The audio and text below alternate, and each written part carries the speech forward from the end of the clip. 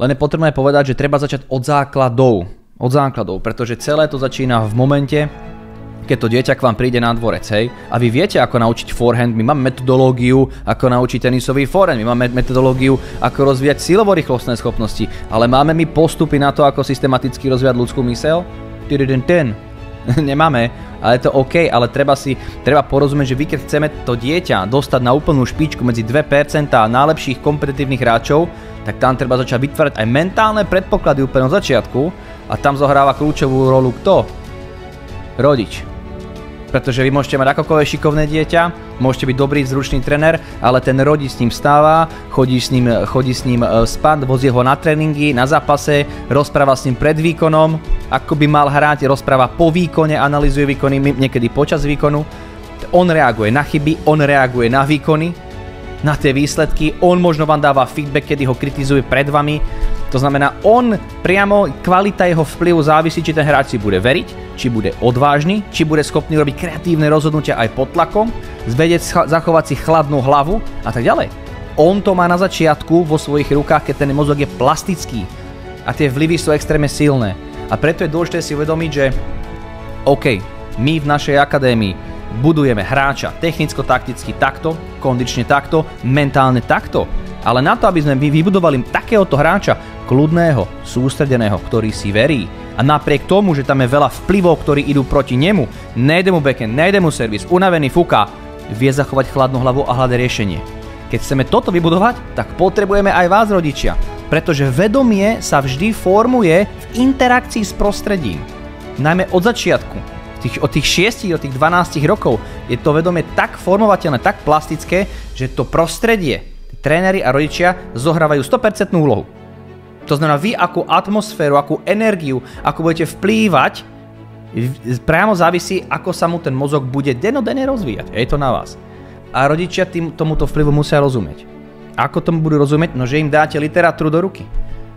Vašimi reakciami, vašim správaním spôsobujete v mozgu toho dieťaťa toto. Takýto neurálny okruh sa zapája. Prečo sa zapája? Prečo sa bojí? Prečo mu tam naskočila pochybnosť? Lebo naposledy ste mu povedali toto a toto. Pum. Vysvetliť im to. Dať im tú informáciu, aby boli uvedomili. A to týmto začína. Následne, keď máte dobré prostredie a to dieťa už hraje potom nejakú súťaže, už má 12-13 rokov, tak nie, od 9. Od tých 9 rokov už sa hrajú súťaže, tam už sa je potom potrebné nielen to prostredie tvárať, ale aj mindset. Vkladať do tých detí tie presvedčenia, že chyba je prirodzenou súčasťou učenia sa. Že tú hlavu musíš využívať vo svoj prospech, nie proti sebe. Že keď sa ti nedarí technicky, tak vtedy ťa tá hlava musí podržať. Vtedy musíš nájsť výzvu v tej situácii, ako si s tým poradiť. Že nemôžu očakávať, že budú hrať stále dobre, ale napriek tomu, že nehrám dobre, napriek tomu ťa porobím. To znamená, vy vkladáte určité presvedčenia, ktoré mu pomáhajú akceptovať ten stav, aký je a nájsť spôsob, ako sa z tej situácie dostať. To formujete mindset. To už není, že 100% vplyvu prostredia a ten hráč tam pláve, to už je také 50-50. Že hráč už si vytvára svoj vlastný vnútorný svet, ale stále je tam nejaká interakcia. To je nejakých tých 9 do tých 14 rokov a potom dojde hráč, ktorý už je zrelý, ktorý je pripravený. Proste a je rozhodnutý, OK, ja chcem byť topka. Chcem byť šampión. Cítim to v sebe, chcem ísť do toho. Fajn. Ale on už potom musí prebrať zodpovednosť a tam už to nie je o mindsete, pretože my nemôžeme povedať, že hráč, ktorý je v prvej 50-ke na svete má zlý mindset, hej? Tam už všetci majú dobrý mindset. To už nie je o mindsete. Mindset je strašne preceňovaný. Je dôležitý, ale preceňovaný.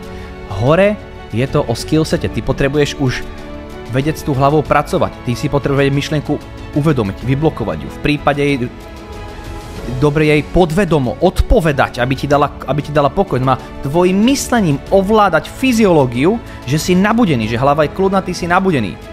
To už je troška vyšší skills, to už nie je o mindsete.